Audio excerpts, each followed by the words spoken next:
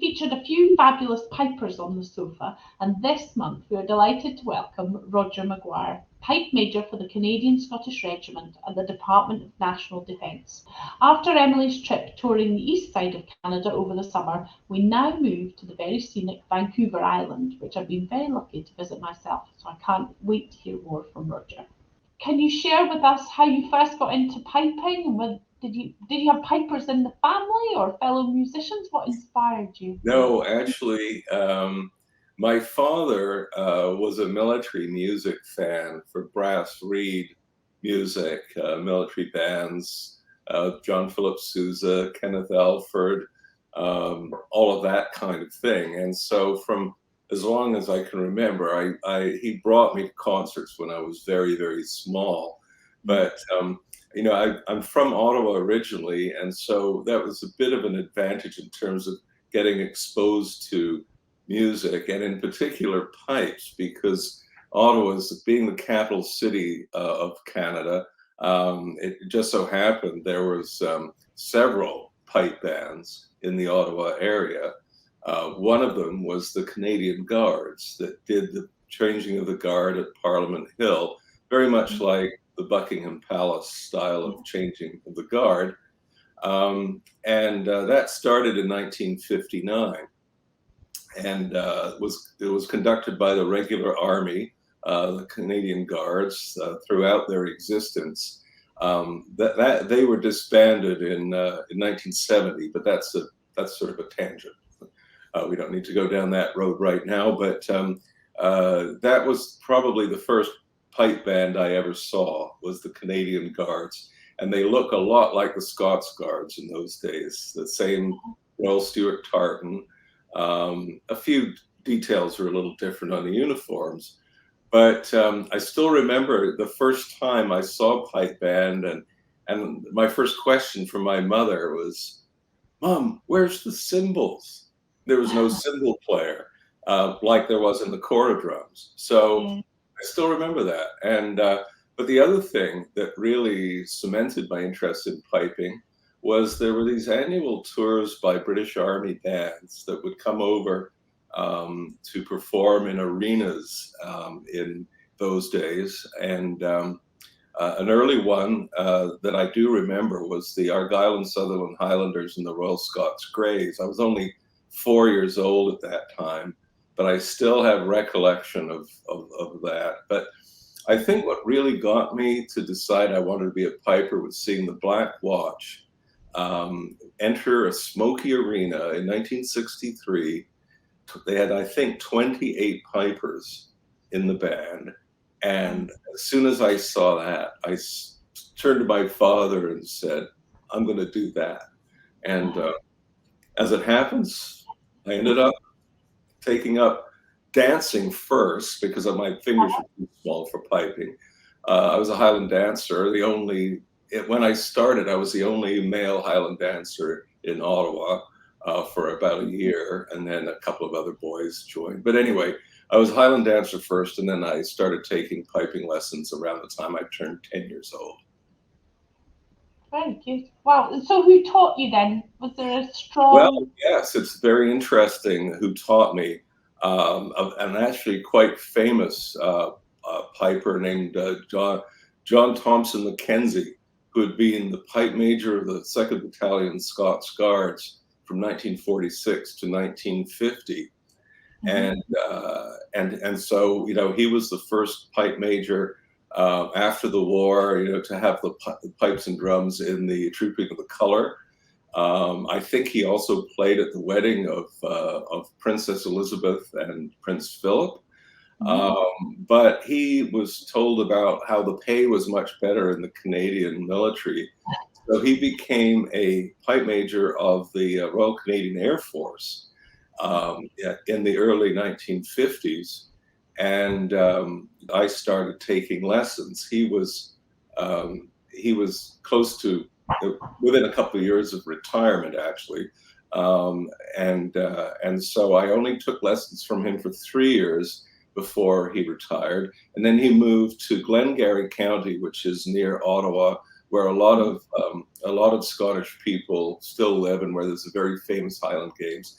he became a high school instructor for many years in Glengarry County. And so, yeah, J.T. MacKenzie, he was my first instructor. Second instructor was a wartime pipe major of the Cameron Highlanders of Ottawa named Sam Scott, who has quite a famous pipe tune named after him. Pipe Major Sam Scott is a 6/8 march that's very well known. Anyway, he was my second instructor, but then he died after a car accident. He wasn't hurt in the accident, but he had a heart attack. But the really sad thing about the death of Sam Scott was there was maybe 50 students that were in around Ottawa that were taking lessons, and when he passed away, they really struggled for years in Ottawa to replace the instruction. So anyway, I'm from Ottawa, but saw the light along with my wife. We saw the light in the 1980s and said, let's move to the best place in Canada. We decided it was Victoria. So we moved here in 1988. And so you're pipe major of the Canadian Scottish Regiment. So right. Can you tell us a bit more about that, the group? Okay, so in the Canadian Army, going right back to before the First World War, there were a lot of Highland regiments that had names like the Black Watch of Canada, the Seaforth Highlanders of Canada, the Cameron Highlanders of Canada.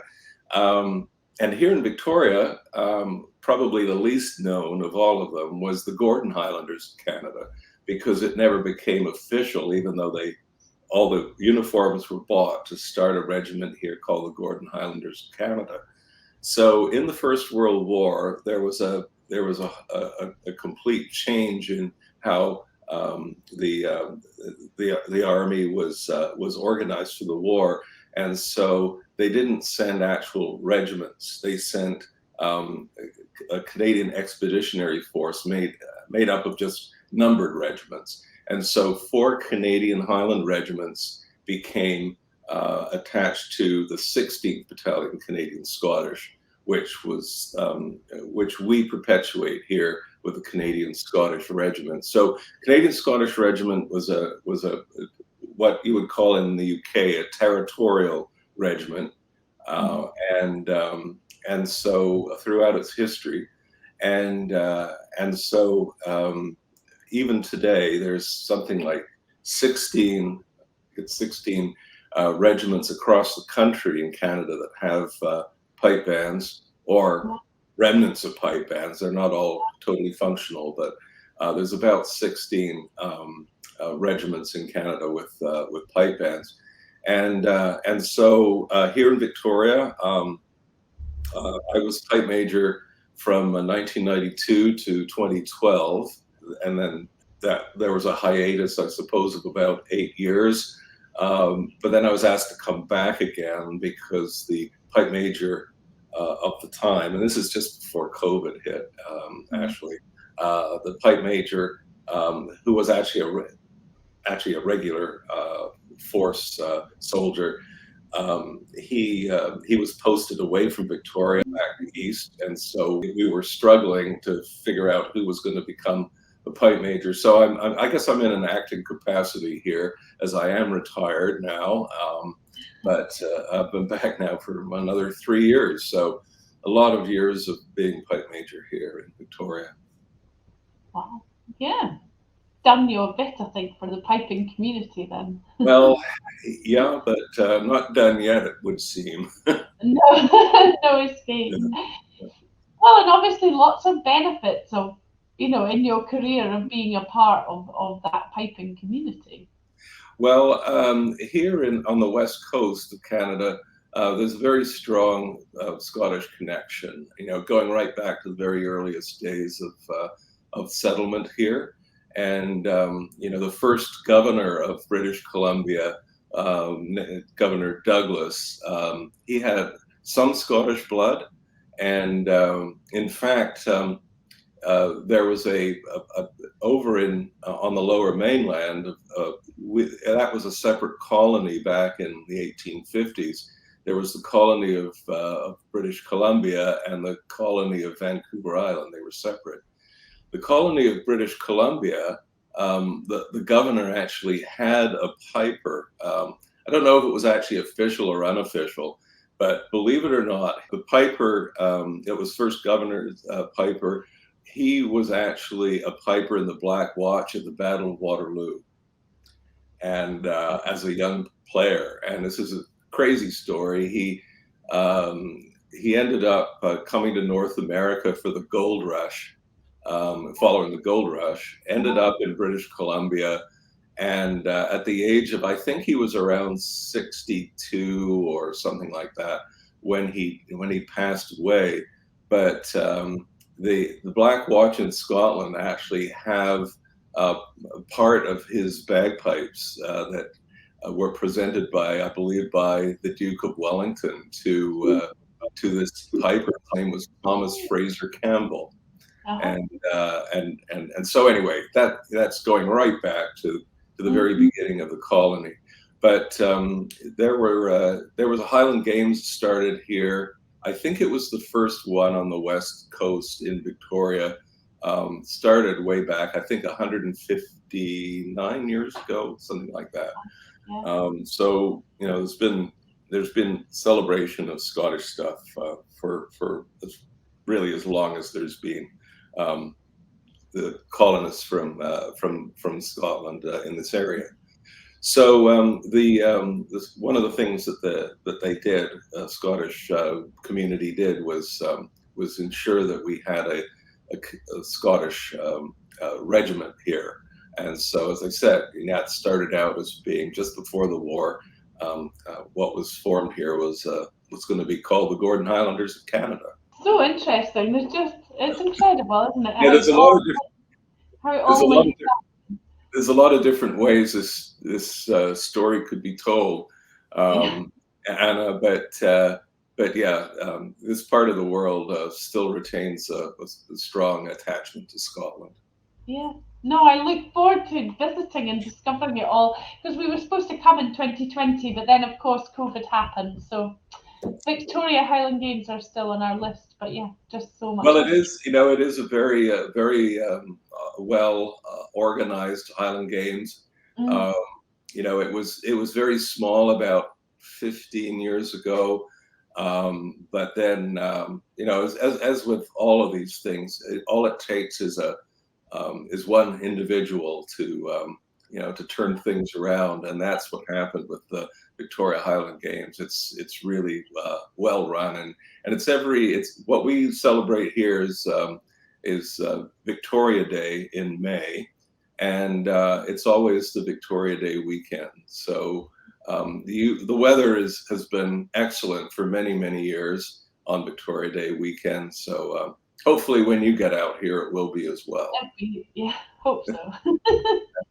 So tell us then, since you mentioned the Victoria Day weekend and you were performing there, but that was with the Queen's Own Cameron Highlanders. So do you kind of all mix and match a bit, or? Well, yes, and coming out of the whole COVID thing, one of the things that we wanted to do was actually connect with our colleagues in the other regimental pipes and drums. And so the pipe major there, Master Warrant Officer Dan Locke, he was very keen on bringing his band out, and because they hadn't been playing at all either, even in Winnipeg where they're based.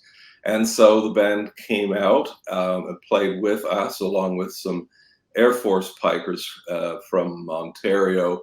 And so this is something that we hope to build on for the future, having a bit of a gathering of different military pipers and drummers on Victoria Day weekend. So we're trying to aim for this to happen again this coming year. Yeah, sounds good. And so you don't need to be in the military to be in the band, I take it? Well, ideally the band would be made up 100% of reservist, part-time soldiers. But the reality these days is that it's, between difficulties in getting recruits, difficulties in just having instructing the instructors and having a band program together, it makes it quite difficult to actually have a functional band of all serving individuals. And then in the summertime, we have a program in Canada around, going back to what I was talking about at the very beginning, the changing of the guard now at Parliament Hill in Ottawa is performed by the reserves, and it's the unit's called the Ceremonial Guard. And so pipers and drummers are recruited from across the country to perform for the summer, and it's a great summer job. And so they get trained and they get all this experience all through the summer. And so typically bands will lose 2 or 3 or maybe more individuals to that program in the summer. And of course, summer's when you also want to be able to play for the public a lot. And so there's a recognition that volunteers are needed to sort of fill in the gaps. And so not everybody's really suited to be in a military pipe band, in that it depends on what your interests are, but we do appeal to a certain type of individual, and we intend to maintain a particular standard of music, of dress and deportment, and all of that.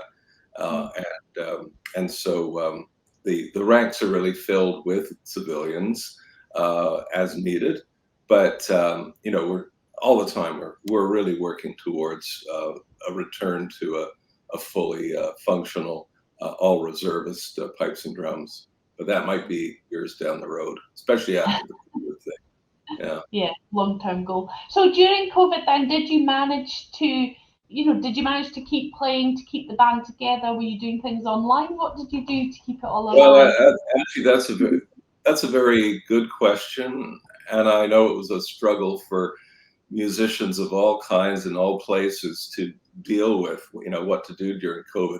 We were actually pretty lucky here on Vancouver Island in how the whole COVID thing rolled out, and so we adopted an in-person distanced band practice room. So we all had tables, properly distanced, and we respected the rules, wearing the mask to go in and out and all of that kind of thing. But we did not want to get into the whole thing with Zoom calls and stuff. I was in the provincial government for many years, and we had these Zoom call things all the time, and I couldn't stand Zoom personally. I'm fine doing this kind of thing with you now, but I got to say that I got so tired of these online things and all the difficulties and stuff. And I saw some of the output of what people were trying to do with their teaching methods and stuff using Zoom. And I thought, oh, this is all a very nice experiment, but it doesn't really replace the real thing. So we had quite a few practices that were small, like we only had maybe 5-6 individuals playing in the room, but we kept this up, and it was also good for our collective sanity too, because everybody could look forward to getting into the room and playing pipes and chatting and stuff. And so we got through the whole thing pretty well, and we were able to we only had to shut down a couple of times for maybe 2 or 3 months at a time during the whole thing. But the rest of the time we were playing for ourselves. But then it really wasn't until last spring, when the Highland Games, when we finally came out of hibernation and started to play for live audiences again. So how important then are the Highland Games to pipe bands? Are the two totally interdependent, or? Well, certainly the Highland Games here is located only a ferry ride away from Vancouver. So it means that Vancouver-based bands can come here and perform. And so the best part of that is that the Simon Fraser University Pipe Band uses this as actually probably its first sort of springboard for the whole competition season every year. They bring their whole program over the bands at all levels that they have going.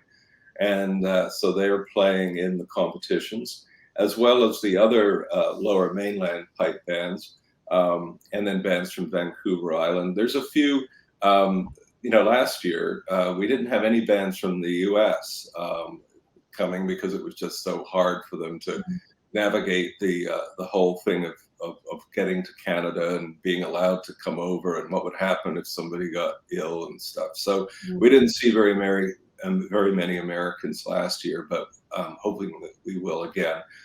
So there's a whole, the competitive pipe band thing. It's very small compared to, the Highland Games, even, in Eastern Canada, where they have, 50 bands or whatever.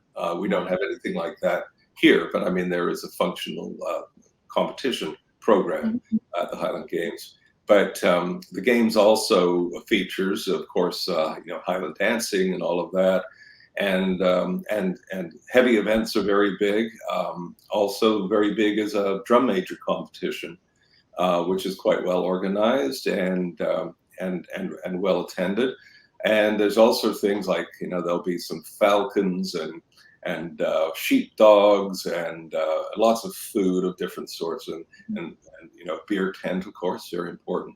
And so there's a lot going on here during the Highland Games weekend.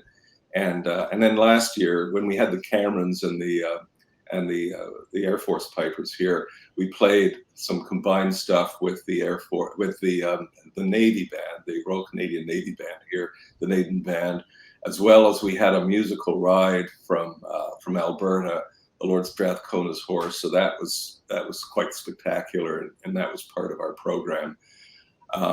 We were supposed to have skydivers from the Skyhawks, but that got canceled because they didn't have enough staff at the control tower that weekend, apparently. Well, it was a holiday weekend and staffing problem. You can fill in the blanks on that one. But anyway, the whole Highland Games thing here, there's a lot to it. There's Scotch tasting and all kinds of things for sale. The Scottish shops, of course, the kilt makers and all of that are present, and so it is really the go-to event for Highland Games in the spring every year here on Vancouver Island. Can't wait to come next year. We shall see. As Emily's working on the timetable of events we can squeeze in, so hopefully we can. Yeah, good. So, what about you then and your Scottish heritage? We haven't really touched on that. No. So, no, I do have some Scottish blood back there.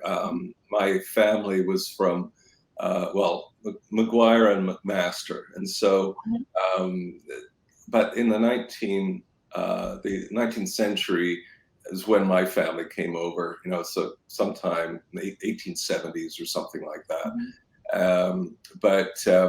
It was really seeing, as I mentioned earlier, seeing the pipers from the Black Watch and the Canadian Guards doing the changing of the guard. It was that sort of thing that got me into playing. And then Ottawa was in those days, they didn't have the road connection to Maxville wasn't very good. It would take quite a long time to get to Maxville, but now it's only like an hour and 15 minutes or something from Ottawa. And that is the biggest Highland Games in Eastern North America. It's huge. And I think last year with COVID and everything, the number of bands was down a fair bit, but most years they have the most bands of anywhere in North America at Maxville. So there was that, that you could look forward to in the middle of the summer.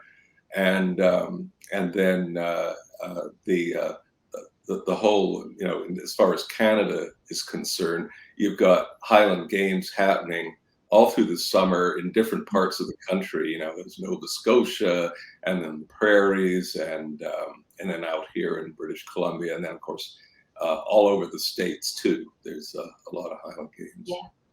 Yeah. Emily did a tour in the summertime of lots of different Highland Games, and we'd never been out to Nova Scotia and places like that. So yeah, she had a great time. So nice to do the East Coast. So now we have to come and do the West. Oh yes, for sure. What tartan does the Canadian Scottish Regiment wear? Okay, the hunting Stuart tartan. Oh, and that goes back to the alliance in the late 1920s. The Canadian Scottish began an alliance with the Royal Scots. So there was actually a 2nd Battalion Royal Scots, 2nd Battalion Canadian Scottish that was formed in around 1930, and they started to wear from the beginning the hunting Stuart tartan. But the Canadian Scottish Regiment, after the First World War, wore the MacKenzie tartan because it was available. yes. So it was just available, and so the regiment didn't actually adopt the hunting Stuart tartan for everybody until 1949. But the other interesting aspect to this is the pipe band of the 1st Battalion Canadian Scottish and the 16th Battalion Canadian Scottish in the First World War wore a non-military tartan. They wore the Lennox tartan, which is very important because that was the tartan that was worn on the bag cover and very likely the kilt of Piper Richardson and the Pipers that went over the top in the First World War, because the formation of the Canadian the 16th Battalion brought together 4 different regiments with 4 different tartans. And so, as you might imagine, there was a lot of controversy about, which tartan was going to be the tartan, and, which senior, who'd make the decision, all the rest of it.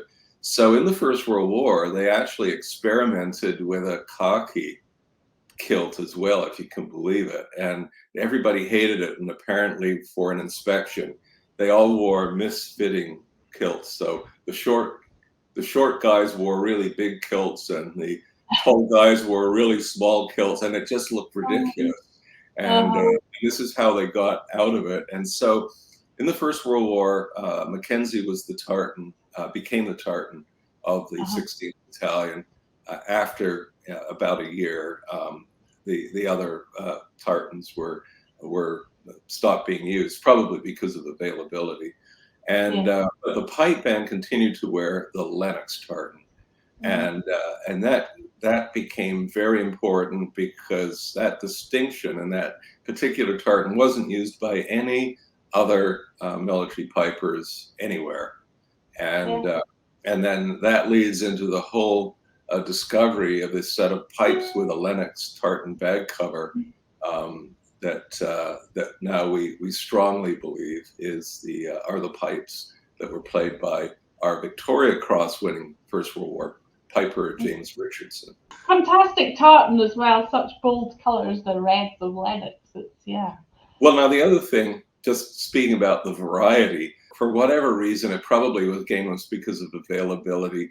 The ribbons on the bagpipes in the First World War weren't Lennox. They were, I believe, McCrae. And the only reason I can think of why they would have had yet another tartan is just that the McCrae may have, in its ribbon form, may have resembled the Lennox, and so that's why it was used. But they later adopted Lennox ribbons after the war. But during the First World War, and we still have this piece of McCrae ribbon in the displayed along with the First World War bagpipes. We believe were Richardson's pipes. And what about you then? What's your favourite tartan? Have you got a preferred one? Well, it's interesting. Mmany years ago, before I started to research the history of different regimental tartans. I always liked the Stewart of Bute tartan. Um, yeah, I don't know why. I like the dark red, and it's actually not that different from Lennox. I mean, it's got the same colors in it, just with different shades. But I really like that that burgundy look myself. But I never had one. I never had one made. I guess maybe that's something I can do sometime in the future. I'm sure we can help you with that. Yeah, yeah. It's a real classic. I like, yeah, it's really nice, and the shade of green through it's very nice. Yes, yes. Oh, very good. And so your other project that you touched on that you're really involved in, looking at the British pipe bands who toured North America. What can you tell us a few interesting facts from that then? What are you uncovering? I've been thinking about this for many, many years, about how impactful those tours were, not only on me, but on individuals. And you'd hear, I'd meet Americans at Highland Games and stuff, and they would, some of them would say the same thing, like, oh, well, I remember when the Scots Guards were playing with the Royal Marines, and, and it was just so great. And so those band tours that used to come here, the last one was in 2016. So I'm not quite sure what the future holds for that, but it used to be every 2 or 3 years the bands would come, and the band that came the most often was the Black Watch. I don't know how many tours to North America they had between 1957 and 2013 was the last time they came on a tour like that. But they must have come 8 or 9 times or something like that. But most of the regiments sent bands over in rotation, going right back. The first one after the war was in 1955, the Scots Guards. And thinking about that particular time period, the fellow who started the tour was a very famous American named Saul Hurok, and he all of the people in his business thought that he was crazy to present a touring Scots Guards regimental band with pipes in arenas across North America for 3 months. Well, that's what happened, and it was a fantastic success. They had sold out arenas of 14,000 people playing for these packed houses across the U.S. and in places in Canada.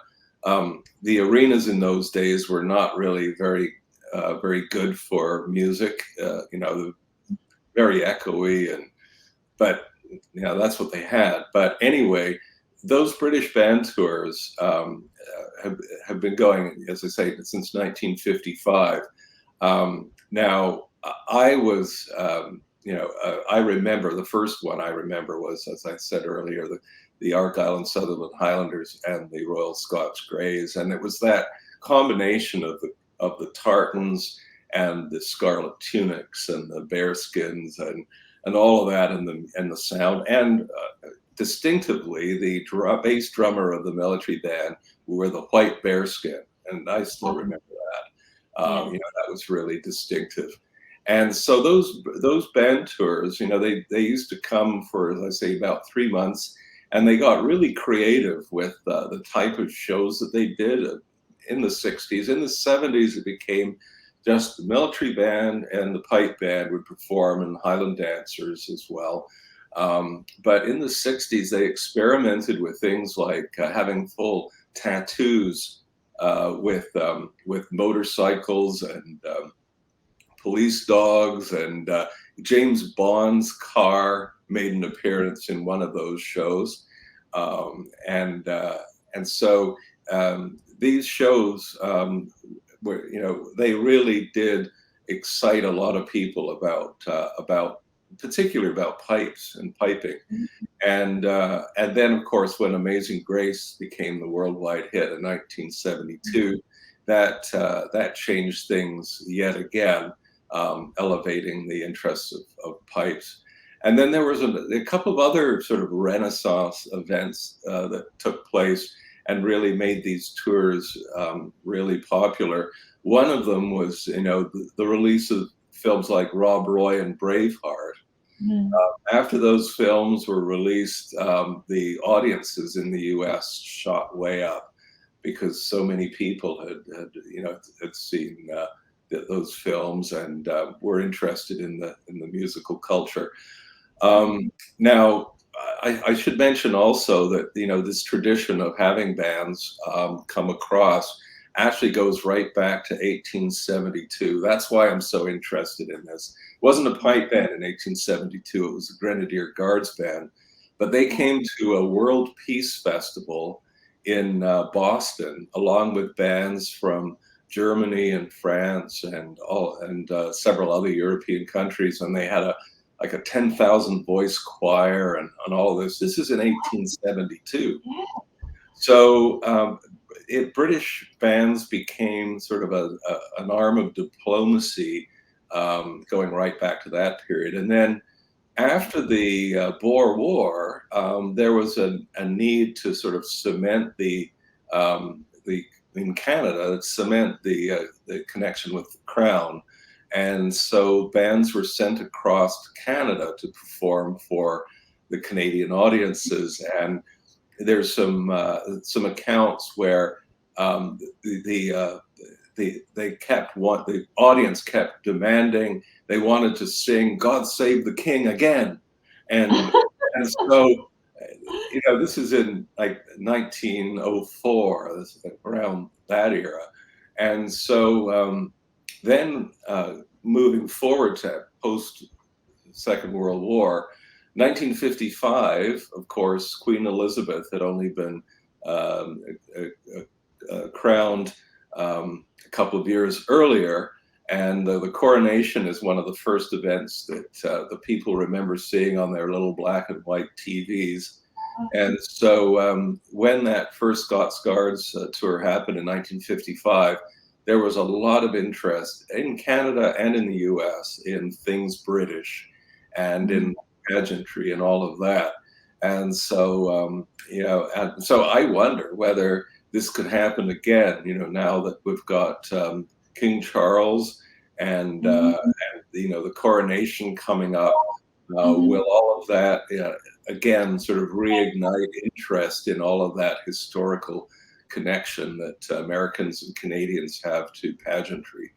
A lot of Americans, as much as they like being an independent country, certainly appreciate good solid displays of pageantry, and the British Army do it really, really well, and it's and I can't imagine what tourism would be like in Britain if all of that was just sort of shelved as being, oh well, we're past all of that now. We don't need lifeguards and foot guards at Buckingham Palace. We too much money. Well. Yeah, I don't think we can ever do that. No. Oh, it's fantastic. So interesting. Thank you very much for joining us. Oh, well, pleasure. No, it's great. There's just so much in there. I have to go away and do more reading now, I think. Yeah. Well, we could always connect another time on another subject, Hannah. I'd be always glad to talk about that. And genuinely, we're hoping to be out next. I will speak to Emily. Was like, oh, can't believe you're speaking to Roger. So she'll want to say hello, I think, when she comes out. So it'll definitely be her. If I get to come, that'll be nice. But she'll certainly be out next spring. She was looking at a whole series of things, and she wanted to have a look at the West Coast. So since we missed out, so there's lots of people we'd like to connect with. So we'll definitely be in touch. Okay, good. All right. Well, it's been great to chat, and No, thank you very much for your time. If there's anything else you need, Anna, just let me know. Yeah, well, and I'll let you know when it's all going to go out and everything, and then you can help with sharing it, and we'll put it out. No, right. Thank you very much. Okay, bye-bye. Yeah. Bye. Thank you. Thanks.